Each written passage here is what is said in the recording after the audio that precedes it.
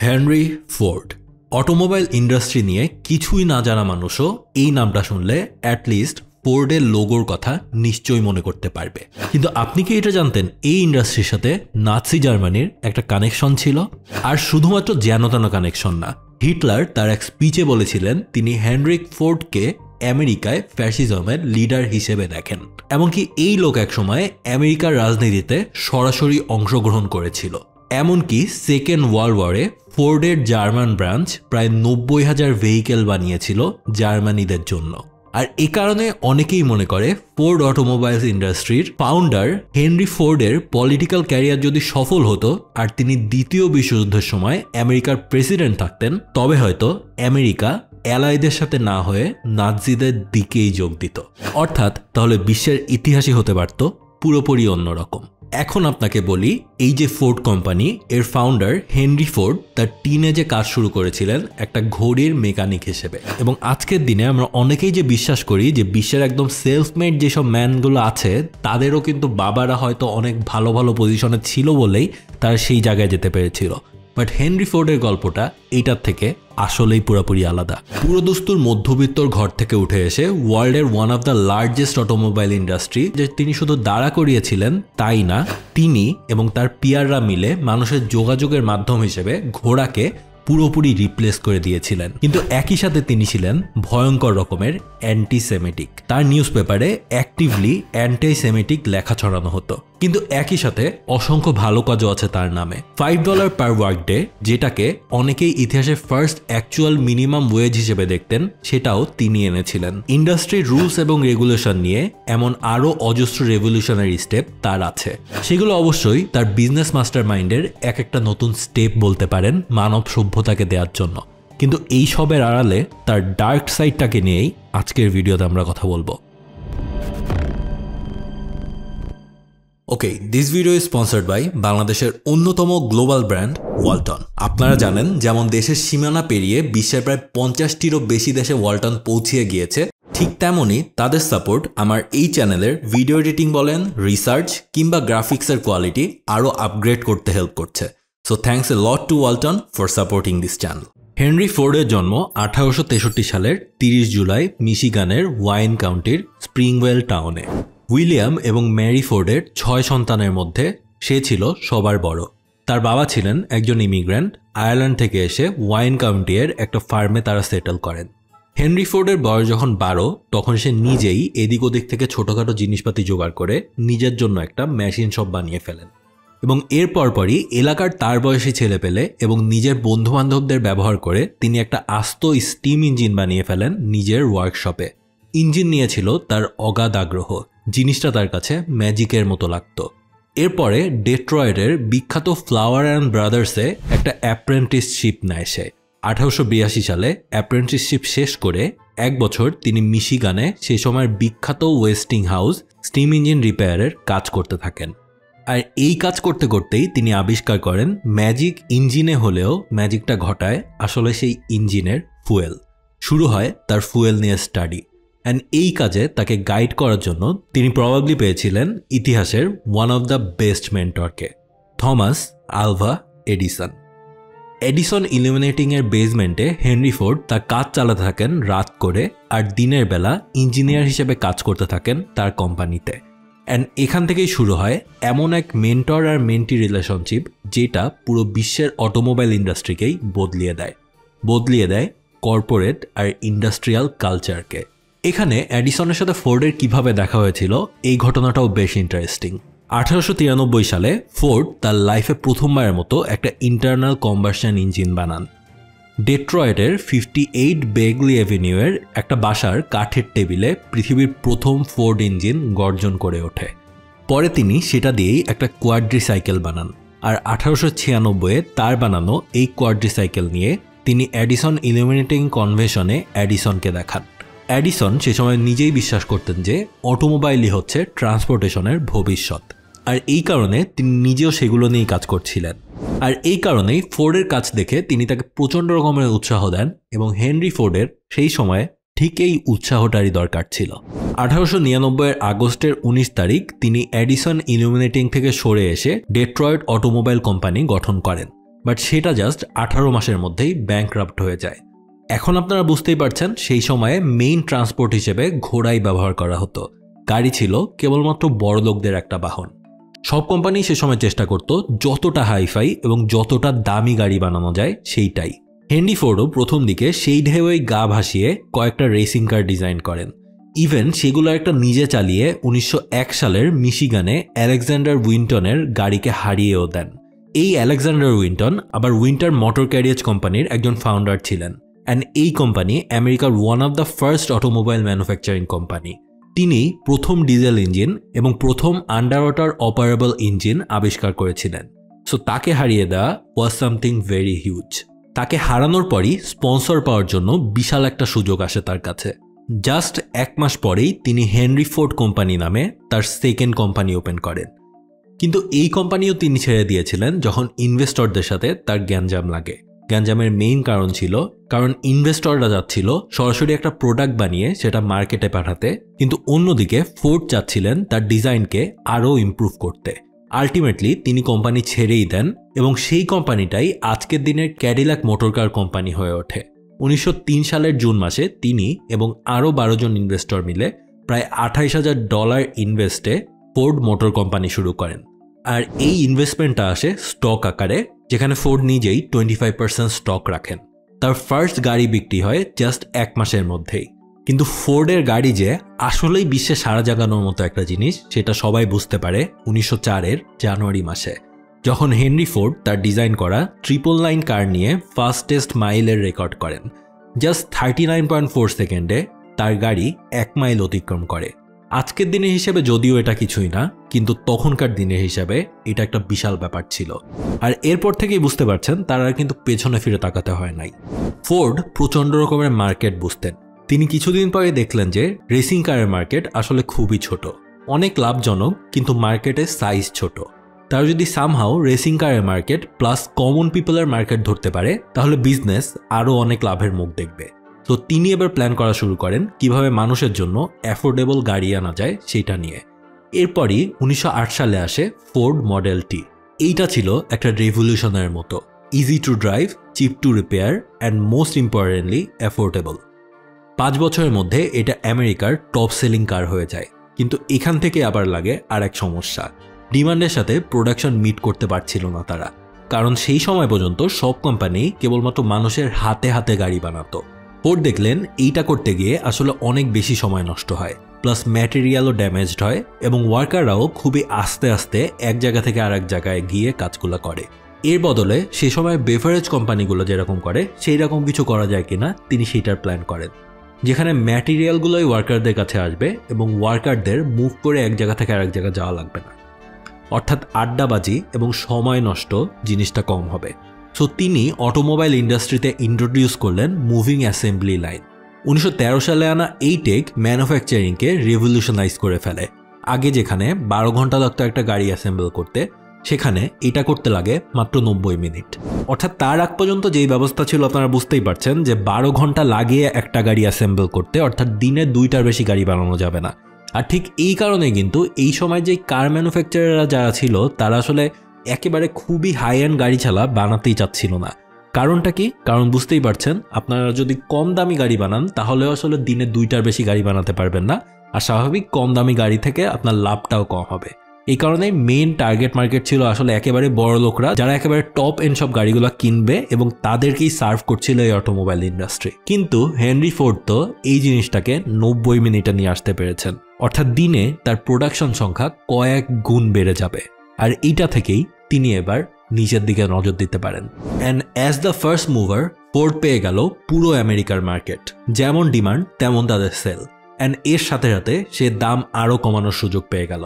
1908 সালে যেই গাড়ির দাম ছিল $850, সেটা 1920-এর দিকে নেমে আসে মাত্র $250। আর 1920 সালের মধ্যে ওয়ার্ল্ডের অলমোস্ট অর্ধেক গাড়ি হয়ে যায় ফোর্ড কোম্পানির। Yes, that was A fact. একটা সময় এমন ছিল যে পৃথিবীর অর্ধেক গাড়ি ছিল ফোর্ডের। ওয়ার্ল্ড ক্লাস ইনোভেশন নিয়ে ওয়ালটন এখন দেশের সীমানা পেরিয়ে পৌঁছে গিয়েছে 50টিরও বেশি দেশে। ওয়ালটন, ঘরে ঘরে বিশ্বজুড়ে। এরপরেই পৃথিবীতে প্রথম বিশ্বযুদ্ধ হয়, কিন্তু বিশ্বযুদ্ধ শেষ হয়ে আসলে তার বিজনেসও আস্তে আস্তে আবার স্টেবল হয়ে যায়। কিন্তু তখন হেনরি ফোর্ড দেখলেন যে একটা নতুন সমস্যা হাজির হয়েছে। শ্রমিকরা ইউনিয়ন বানাচ্ছে এবং ইউনিয়নের বিভিন্ন মিটিং হচ্ছে, কিছু বললেই স্ট্রাইক শুরু হয়ে যাচ্ছে। অর্থাৎ এই শ্রমিক শ্রেণীর তাদের ওপর যেই রাগ এইটা মেটাতে হবে, এইটাই ফোর্ডের এবার মেইন টার্গেট ছিল। তিনি বিশ্বযুদ্ধ চলাকালীন সময়েই একটা সহজ কাজ করলেন। 1914 সালে প্রথমে তিনি স্যালারি ডাবল করে দিয়েছিলেন এবং $5 পার ডে স্যালারি আনলো ওয়ার্কারদের জন্য। এরপর 1926-এ ওয়ার্ক আওয়ার কমিয়ে 8 ঘন্টায় নিয়ে আসা হলো আর ওয়ার্ক উইক 5 দিনে নামিয়ে আনা হলো। স্বাভাবিকভাবেই ফোর্ডের সব কম্পিটিটররা এই সময় একদম অস্থির হয়ে গেল। ফোর্ড যে শেষ এই ফরমান তখন চলে এসেছিল, কিন্তু ফোর্ডের হিসাব ছিল আলাদা। সে বুঝেছিল ওয়ার্কাররা এনাফ পেমেন্ট পেলে এইসব ইউনিয়নের দিকে আর ফিরেও তাকাবে না। আর ইউনিয়ন নাই মানে কোনো স্ট্রাইকও নাই, আর স্ট্রাইক নাই মানে ফ্যাক্টরি কখনো বন্ধ থাকবে না। অর্থাৎ তার থেকে কিন্তু এই 5 ডে ওয়ার্ক উইক জিনিসটা এস্টাবলিশড হয়ে গেল। কিন্তু এর থেকেও আরো বড় একটা প্ল্যান ছিল তার। তিনি তার ওয়ার্কারদের ইনকাম এমন একটা লেভেলে নিয়ে যেতে চাচ্ছিলেন যেন তার ওয়ার্কাররাই তার গাড়ি কিনতে পারে। ব্র্যান্ড লয়্যালটি ক্রিয়েট করার জন্য এই ধরনের মাস্টার প্ল্যান তার আগে কেউ করেছিল কিনা সন্দেহ আছে। হেনরি ফোর্ড নিজেই আস্ত একটা বায়ার ক্লাস তৈরি করেন নিজের প্রোডাক্টের জন্য, আর তার নিজের ভাষায় I will build a motor car for the great multitude. তবে তার নামের সাথে আরও একটা কোড খুব বেশি পরিমাণে আসে। If I had asked people what they wanted they would have said faster horses. এর মানে হচ্ছে কাস্টমার অনেক সময় জানেই না আসলে তারা কি চায়। আপনাকে কাস্টমারকে বিলিভ করাতে হবে, বোঝাতে হবে যে এইটাই দরকার। অর্থাৎ ফোর্ড ইন এভরি সেন্স একজন বিজনেস জিনিয়াস ছিলেন। কিন্তু আমরা এটাও জানি এই জিনিয়াসরা কিন্তু আসলে একটা সময় ভেতরে ভেতরে খুব রুথলেস হয়ে যায়। তাদের প্রতিটা কাজ থাকে ক্যালকুলেটেড। 1 টাকার হিসেবও তাদের এদিক ওদিক হয় না, এবং অনেক ক্ষেত্রে তার লাইফের ফিলোসফিও হয়ে থাকে অনেক রাফ অ্যান্ড টাফ। হেনরি ফোর্ডও কিন্তু এটার ব্যতিক্রম ছিলেন না। হেনরি ফোর্ডের সব থেকে বড় সমালোচনা আসে তার অ্যান্টাই সেমেটিক আইডিওলজি থেকে। সে জাস্ট এটা বিলিভ করেই থামেনি, সে এইটা সরাসরি প্রচার করত। ইনফ্যাক্ট একটু আগে আমরা যে তার ইউনিক আইডিয়ার কথা বলেছিলাম, যেখানে স্যালারি বাড়িয়ে দিয়ে লেবার ইউনিয়নকে এক হাতে দেখে নিয়েছিলেন তিনি, এইসব আইডিয়া আসার পেছনেও কারণ ছিল জিউদের প্রতি হেট্রেড। তার বিশ্বাস ছিল এইসব লেবার ইউনিয়ন করে আমেরিকা বা ইউরোপের ইন্ডাস্ট্রিয়াল রেভলিউশন থামানো একটা জিউইশ প্ল্যান। এটার নাম তিনি দিয়েছিলেন গ্লোবাল জিউইশ কনস্পিরেসি। তার এই $5 স্যালারি প্ল্যানটা যে সিম্পল কোনো প্ল্যান ছিল না। ওয়ার্কাররা আসলে $2.5 পেত, পুরোপুরি $5 না। অর্থাৎ যেই এক্সট্রা $2.5 এইটা তাদের আলাদা করে আর্ন করা লাগতো। কিভাবে? যে বছর ওই $5 স্যালারি নেওয়া হয় সেই বছরই ফোর্ড সোশিওলজিক্যাল ডিপার্টমেন্ট নামে একটা ডিপার্টমেন্ট প্রতিষ্ঠা করেন ফোর্ড মোটরসের ভেতরে। সে সময় ফোর্ডের গ্রাউন্ড লেভেলের এমপ্লয়ি বেশিরভাগই ছিল ইমিগ্রেন্ট। এই সোশিওলজিক্যাল ডিপার্টমেন্টের ইন্সপেক্টররা ওয়ার্ক আওয়ার শেষে এমপ্লয়ীদের ঘরে ঘরে ঢু মারত, দেখত কে কি করছে। ফোর্ডের নিয়ম করে দেওয়া লাইফস্টাইলের বাইরে কোনো কাজ করলেই তার $2.5 করে কাটা পড়ত। এর মধ্যে ছিল কোনো জুয়া খেলা যাবে না, পুরুষ ওয়ার্কারদের ওয়াইফরা বাইরে কাজ করতে পারবে না, ঘর অপরিষ্কার রাখা যাবে না, মদ গাঁজা খাওয়া যাবে না, এবং সবার একটা সেভিংস অ্যাকাউন্ট থাকতেই হবে। সে তার ওয়ার্কারদের জন্য একটা ইংলিশ স্কুল বসায় যাতে করে সবাই একই ভাষায় কথা বলা শেখে। কিন্তু হেনরি ফোর্ড মিউজিয়ামের কিউরেটর ম্যাট অ্যান্ডারসন বলেন তার আসলে মেইন টার্গেট ছিল আমেরিকার মাটিতে অন্য কোনো ভাষা যেন জায়গায় না পায় সেইটা। ধর্মের ক্ষেত্রেও সে একই কাজই করেছিলেন। রেভারেন্ড স্যামুয়েল মার্কুইস, যাকে ফোর্ড মিনিস্টার হিসেবে হায়ার করেছিলেন তার সোশিওলজিক্যাল ডিপার্টমেন্টে, তিনি বলেন যে ধর্ম যাই হোক চার্চে অ্যাটেন্ড করতেই হবে, না করলে ফায়ার করে দিত সোজা। আর ওই ইংলিশ স্কুলের গ্র্যাজুয়েট সেরেমনি ছিল অন্য এক কাহিনী। আপনি যেই দেশের সেই দেশের লোকাল ড্রেস পরে প্রথমে ওখানে যেতে হবে এবং স্টেজের পিছনে গিয়ে সেই ড্রেস চেঞ্জ করে স্যুট টাই পরে বের হয়ে আসতে হবে। ফোর্ড আপনাকে বেসিক্যালি যাতে উঠাচ্ছে এইটাই বোঝানো হতো আর কি। মেইনলি ফোর্ডের ভিশন ছিল সে তার ওয়ার্কারদের একদম পিচ পারফেক্ট ওয়ার্কফোর্সে কনভার্ট করবে যাতে এফিসিয়েন্সি আসে পুরা 100%। কিন্তু তার বিরুদ্ধে একটা বড় সমালোচনা হচ্ছে এইসব করতে গিয়ে তিনি ওই ওয়ার্কারদের কালচার নষ্ট করেছে। অনেক সময় সোশিওলজিক্যাল ডিপার্টমেন্টের মানুষেরাই পাওয়ার অ্যাবিউজ করে অনৈতিক কাজে জড়িয়েছে। ইমিগ্রেন্টদের বেসিক্যালি আমেরিকানাইজ করার একটা গ্র্যান্ড অ্যাটেম্প ছিল এই ফোর্ডের, অ্যান্ড এইখানেই তার ফ্যাসিস্ট অ্যান্ড রেসিস্ট মেন্টালিটি বাইরে বের হয়ে আসে। সে নিজেও রেস সুপিরিয়রিটিতে সরাসরি বিশ্বাসী ছিলেন। তিনি একমাত্র আমেরিকান যার নাম হিটলারের বই মাইন ক্যাম্পে এসেছিল। ফোর্ডের একটা পার্সোনাল পুলিশ ফোর্স ছিল যাদের কাজই ছিল জার্মান আর ইতালিয়ান ইমিগ্রেন্ট স্পেশালি জিউদের ওপর স্পাইগিরি করা, ইউনিয়নের গন্ধ পেলেই তাদের গায়েব করে দেয়া। আর এই পুলিশ ফোর্স অজস্র ইউনিয়ন রিলেটেড গ্যাঞ্জামে খুন খারাপি পর্যন্ত করেছে। 1918 সালে তিনি ডিয়ারবর্ন ইন্ডিপেন্ডেন্ট নামে একটা নিউজ পেপার কিনে নেন। 1920 থেকে সেই পেপারে একটা উইকলি সিরিজ পাবলিশও শুরু করেন, the international Jew the world's problem নামে।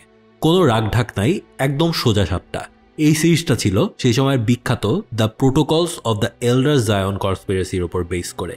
এই কনস্পিরেসিতে বলা হয় যে গ্লোবাল জিউইশ কমিউনিটি কিভাবে ওয়ার্ল্ডের সব টাকা আর পাওয়ার কন্ট্রোল করছে বা করার চেষ্টা করছে সেইটা নিয়ে। 1921 লন্ডন টাইমস এটা ডিবাঙ্ক করে, কিন্তু আজকের দিনেও এই থিওরিতে অনেক বিশ্বাসীই আছেন। ফোর্ডও তাদের মধ্যে একজন ছিলেন। তিনি কয়েক বছর ধরে তার এই সিরিজ চালিয়ে যান। প্রতিটা ফোর্ড গাড়ি কিনলেই তার সাথে এই নিউজ পেপারে একটা কপি করে তিনি দিতেন। জার্মানরা ফোর্ডকে grand cross of the German eagle পদবি দেয়, যেটা নাৎসি জার্মানিতে ফরেনারদের জন্য হাইয়েস্ট মেডেল অফ অনার ছিল। ইভেন দ্বিতীয় বিশ্বযুদ্ধ শেষে নুরেমবার্গ ট্রায়ালের সময়ও ফোর্ডের নাম উঠে আসে, যখন বাল্ডার ভন স্কেয়াচ নামে একজন ন্যাশনাল সোশ্যালিস্ট জার্মান স্টুডেন্ট লীগের লিডার তার নিজের মোটিভেশনের পেছনে ফোর্ডের দ্য গ্রেট ইন্টারন্যাশনাল জিউ বইয়ের নাম উল্লেখ করে। কিন্তু 1924 সালে ফোর্ডের নিউজ পেপার আর্টিকেল ছাড়ে জিউএস অ্যাটর্নি অ্যারন শ্যাপিরোয়ের নামে, যে তারা নাকি আমেরিকার ফার্মারদের এক্সপ্লয়েট করছে অ্যান্ড এইটা আমেরিকাকে কন্ট্রোল করার জন্য একটা লার্জ প্ল্যানের পার্ট। শেপিরো সোজা সে সময় কোর্টে চলে যায়। ফোর্ডও রাজি হয় লড়তে, কিন্তু ফোর্ড এই লড়াইয়ে হারে। এইবার সে বাধ্য হয় পত্রিকা থেকে নিজেকে সরিয়ে নিতে। তাকে দিয়ে ক্ষমা চাওয়ার স্টেটমেন্টও নেওয়া হয়। আর তার আগেই আবার তিনি একটা ইলেকশনে হেরে আসেন। সব মিলিয়ে ফোর্ড বুঝতে পারেন যে তার আসলে পলিটিক্যাল ক্যারিয়ার সুবিধার দিকে যাচ্ছে না। তো তিনি এবার একটা প্যাসিফিস্ট রুট ধরার ট্রাই করেন। আর এর পরপরই চলে আসে second world war. Henry Ford শুরুতে খুবই ভোকাল ছিলেন আমেরিকার যুদ্ধে জয়েন না করার পক্ষে। তিনি আবার 1940-এ আমেরিকা ফার্স্ট কমিটি নামের একটা গ্রুপে যোগ দেন, যারা আবার খুবই অ্যান্টাইসেমেটিক কিন্তু প্যাসিফিস্ট। কিন্তু আমেরিকা যখন আবার 1941 ডিসেম্বরে অফিসিয়ালি যুদ্ধে যোগ দেন, ফোর্ড পাবলিকলি তার সাপোর্টও জানিয়েছিলেন। আর এইদিকে সে সময় ফোর্ড অটোমোবাইল চালাচ্ছিল এডসেল ফোর্ড, যিনি হেনরি ফোর্ডের ছেলে। যুদ্ধের সময় আমেরিকার ফোর্ড মোটর কোম্পানি অটোমোবাইল বানানো বন্ধই করে দেয়। সেম কাজ তাদের জার্মান কাউন্টারপার্ট ফোর্ড ওয়ার্কে করেছিল, এবং তার জন্য তার অনেক কথা শোনা লাগলেও এই ফোর্ড ওয়ার্কের ওপর তার আসলে তেমন কোনো কন্ট্রোল ছিল না। আর দ্বিতীয় বিশ্বযুদ্ধেরই 2 বছর পর স্ট্রোকে মারা যান হেনরি ফোর্ড। আর মৃত্যুর পর তার ফ্যামিলি তার নামের পাশ থেকে অ্যান্টাইসেমিটিক এই জিনিসটা সরানোর অনেক চেষ্টা করলেও কখনোই পারে নাই। আর এই কারণেই আজকের দিনেও অটোমোবাইল ইন্ডাস্ট্রিতে পুরোপুরি বিপ্লব ঘটানো মানুষটাকে এখনও হিটলারের অ্যালাই হিসেবে অনেকেই মনে করে থাকেন, যার পেছনে আসলে খুব বেশি কানেকশন না থাকলেও দুইজনেরই ইহুদিদের ওপর হেট্রেড জিনিসটা এখনও কিন্তু কমন। সো এই ছিল ভিডিও। আমি এর আগেও আসলে একটা এই ধরনের আমেরিকান বিজনেসম্যানদের 2-3 জনদেরকে নিয়ে ভিডিও দিয়েছিলাম, কিন্তু আমার মেইন টপিক যেহেতু এটা না, বিজনেস রিলেটেড এই টাইপের কিছু না, কিন্তু এই জন্য আসলে খুব বেশি দেওয়া হয় না এই রিলেটেড ভিডিও। বাট তারপরেও হেনরি ফোর্ডের গল্পটা আসলে অন্য একদিক থেকেও কানেক্টেড। অনেক গুজব, আসলে গুজব না, মানে এই ধরনের অনেক কথাবার্তা আসলে ছড়ায় যে হেনরি ফোর্ড আসলে হিটলারকে খুবই পছন্দ করতেন, এবং এই ধরনের আসলে অনেক প্যারালাল ইউনিভার্স টাইপের গল্প আছে যে আমেরিকানরা যদি আসলে নাৎসি হয়ে যেত তাহলে কি হইতো। হেনরি ফোর্ড যদি আসলে পলিটিক্যালি ততটা উন্নতি করতো তাহলে হয়তো একটা সেই দিকে যাওয়ার পসিবিলিটি ছিল, উই ডোন্ট নো ইয়েট।